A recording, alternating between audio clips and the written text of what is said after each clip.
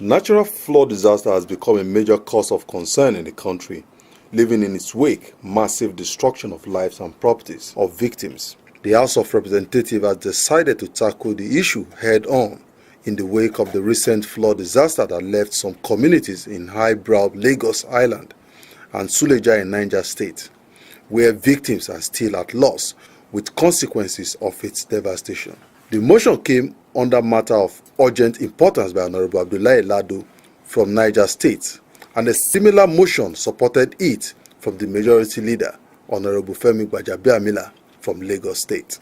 Worried that the heavy downpour which flooded communities in Suleja and environs left a trail of devastation and sorrow, with about 40 people confirmed dead, and lots more are still missing.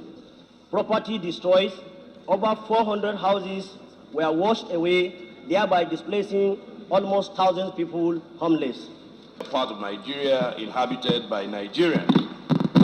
But it makes the case even more compelling when perhaps what used to be the capital city of this country, Lagos, that houses over 20 million Nigerians from all parts of Nigeria, is also affected.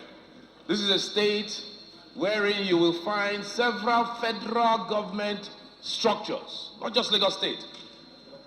So it makes it imperative and gives this federal government jurisdiction to make sure they go into Lagos to find out what has almost become a perennial problem, year in, year out.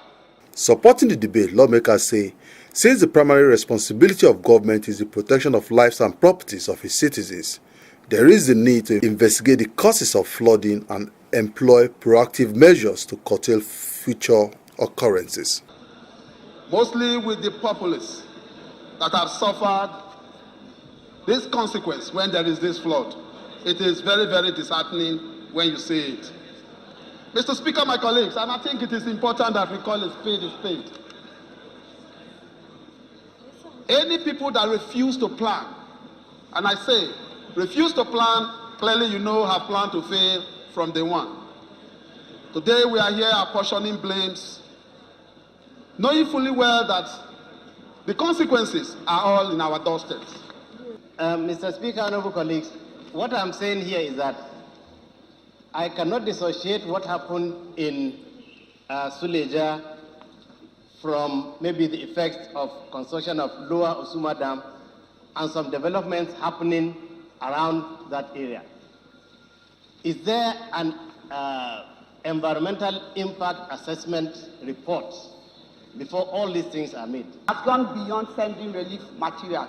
What we are talking about today, how do we stop it?